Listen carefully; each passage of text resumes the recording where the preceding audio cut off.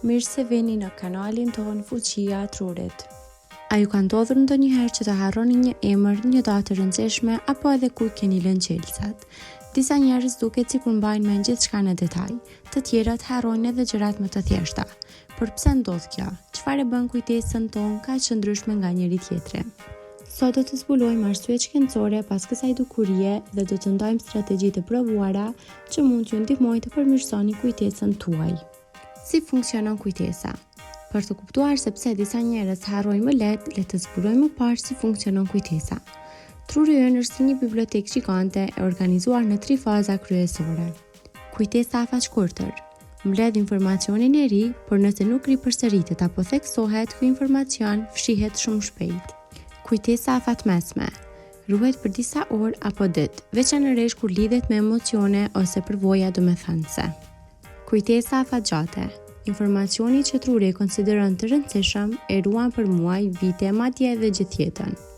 Por çfarë ndikon që disa njerëz të kenë kujtesë fenomenale, ndërsa të tjerët përballen me harresë të shpeshtë? Ka disa faktorë të rëndësishëm që përcaktojnë sa mirë ruajmë informacionin. Gjenetika. Gjenet luajnë një rol kryes në ndërtimin e strukturave të trurit që ndikojnë në kujtesë. Disa njerëz janë thjesht të lindur me një aftësi më të fortë për të mbajtur mend. Stresi dhe ankthi. Niveli i lartë i stresit çliron kortizolin, një hormon që dëmton rajonin e trurit të quajtur hipokampos, pjesa kryesore për kujtesën. Prandaj, gjatë periudhave stresuese, është normale që të harroni më lehtë. Stili i jetesës. Gjumi cilësor, aktiviteti fizik dhe ushqyerja e ekuilibruar janë faktorë vendimtar për shëndetin e trurit. Gjumi në veçanti është thelbësor sepse gjatë tij truri organizon dhe konsolidon informacionin e ditës. Teknikat e të mësuarit. Disa njerëz nuk kanë një kujtesë më të mirë thjesht për shkak të trurit më të fortë. Ata thjesht përdorin metoda më efikase për të mësuar dhe për të mbajtur mend. Pse disa njerëz harrojnë më shpejt? Harresa është një mekanizëm mbrojtësi i trurit për të eliminuar informacionin e panevojshëm. Pa këtë aftësi, truri ynë do të përplasej me një sasi të tepruar informacioni. Shembull, a ju kujtohet çdo bisedë që keni bërë muajin e kaluar? Me siguri jo, sepse truri e ka vendosur këtë informacion si të panevojshëm.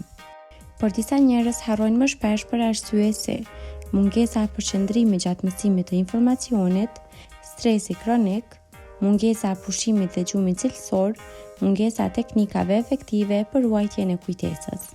Pse disa njerëz mbajnë mend gjithçka? Disa njerëz kanë një kujtesë gati perfekte, e cila shpesh lidhet me një fenomen të njohur si hipertimezi. Këta individ mund të kujtojnë çdo detaj të jetës së tyre në mënyrë të pabesueshme, madje edhe përvoja të vogla nga dekada më parë.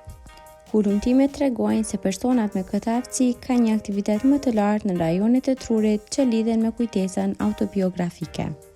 Tani do t'ju tregojmë disa strategji për të përmirësuar kujtesën tuaj. Përdorni teknika memorizimi. Për shembull, krijoni histori ose imazhe vizuale për informacionin që doni të mbani mend. Përsërisni rregullisht. Rishikimi i informacionit në intervale të caktuara ndihmon në ruajtjen e tij afatgjatë.